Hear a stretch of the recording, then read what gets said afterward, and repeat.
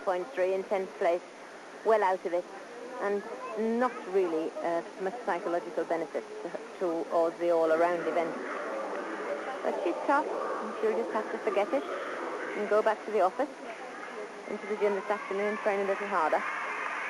And it's interesting that you note it will be very pleasing to see how that motivates Linda Milicevic, teammate. But let's go back to the floor and the most exciting competition by far of this morning's qualification round. And Shannon Miller, she's leading the beam. And now let's see how the world champion can master her floor exercise. And she really was a worthy winner of the gold medal at Birmingham in the individual apparatus on floor. But she really has to go some to retain that title. Her tumbling has to be sound. Her gymnastic skills have to be not only neat and precise, but high. And she isn't the most powerful of gymnasts. You can see by the size of her calf and lower leg, although that's not always indicative of power. In Miller's case, I'm sure I'm right. And she's carrying a few more pounds. She's grown up from a whippet into a fully fledged sort of greyhound this year. But still looking fit, and she's busy psyching herself up for the landings, because the landing skills are so important. The penalties on landing can go up to 4/10 this year on the new code. That's the Bible of gymnastics. Every 4 years it's updated. Well, Shannon Miller claimed 2 goals in the individual competition a year ago in the World Championships in Birmingham, and one was in the floor, which she's now about to try and re-qualify for in 94, and one was in the asymmetric bars. And it was the asymmetric bars that gave Shannon Miller her biggest disappointment so far in these World Championships, coming in 9th position. She'll put that behind her now. And let's see if the world floor and all-around champion can recapture the form of a year ago.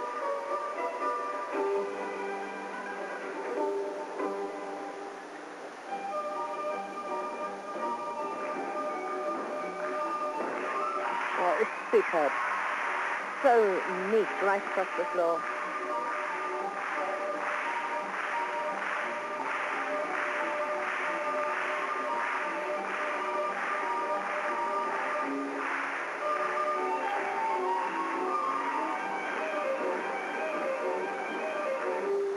And she's gone one better, worked out of the Rudy. That's a handspring, 1.5 twisting front into the flick.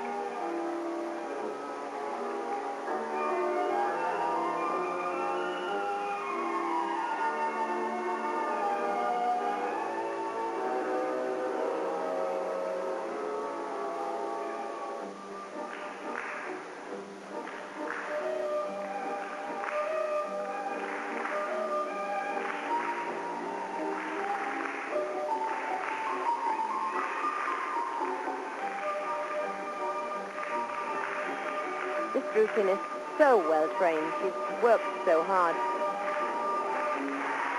A little bit of a crisis there, but a good tumble. She's outwitted everybody so far on both the artistry and the acrobatic skills. Beautiful exercise. I really can't see the judges failing to see that that is the very best we've seen so far. But of course, we've got Milicevic to come. A defending world champion in sparkling form once again, this 17-year-old from Edmond in Oklahoma, the United States of America's most successful all-time gymnast, 5 world championships and 5 Olympic medals. And with that kind of performance, well, number 6 could well be on the way. The control on that spin was excellent, right up on the toe. Full twisting, flick-flack, the last element, and then the leap combination into the spin. So very precise. And she isn't a natural dancer. That can be seen, despite the ballet training she's had, despite the work she's put in. A lot of... Clear first, and that it is. 9.787 for Miller, who now leads in both the beam and the floor, with Supala for Hungary going into first position in the high bar. That brings us to the end of the second rotation. Cousineau The 3-2-2, chasing Shannon Miller. Balance on the floor. Yes, so many gymnasts can produce a front somersault mount, but how many of them actually stick it? 2 wobbles to start on the side leap and the front.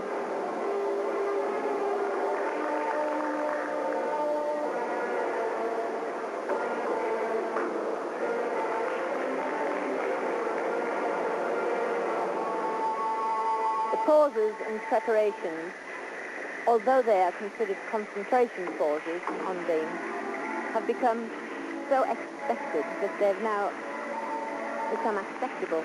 And I'm looking forward to the day where a gymnast can go through a beam routine without these long pauses for concentration, so that their acrobatic skills have more of a surprise element to them. Cousineau had a nervous start, and she really has never regained her composure. That is a technical fall. She had to hold onto the beam to prevent her from coming off, so it would be equal to a fall.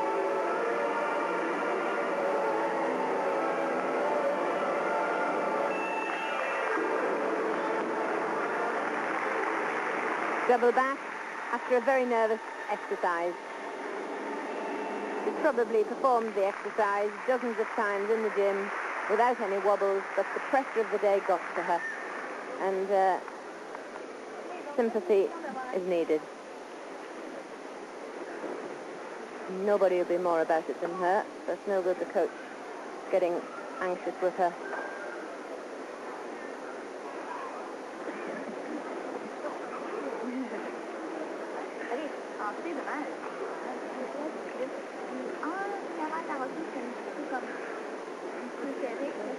Worthwhile, or a worthy note that Marilou is a French-Canadian from Quebec. That's the reason for communication in French between coach and gymnast. Shannon Miller leads the qualification round, and of course qualification is one thing, but the final can possibly and easily be a completely different story. Shannon Miller was in exactly the same position a year ago in Birmingham. She led the qualification of the beam, well, with emphatic style, one has to say. She was so clear of the rest of the field.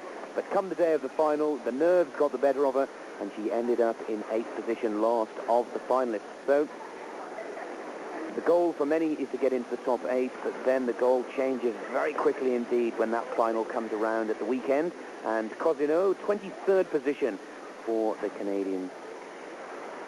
As we go to Austria now, Ruscha, Kouril.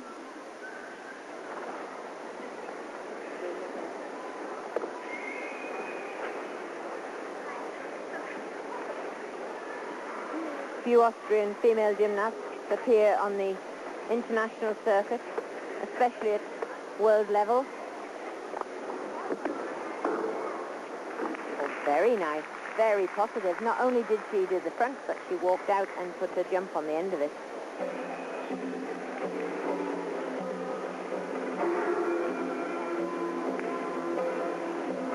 It'd be nice to see one of these destinations appear in the final.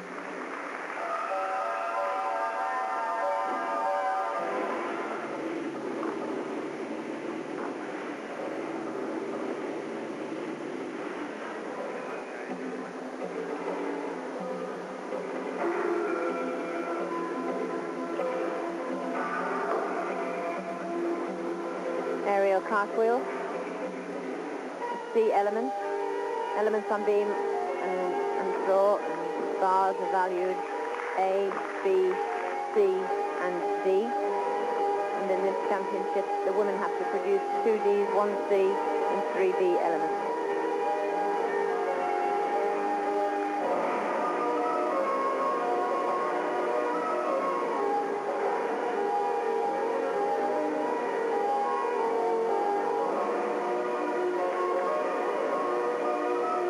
So far, an extremely competent exercise, lacking in the very high difficulty.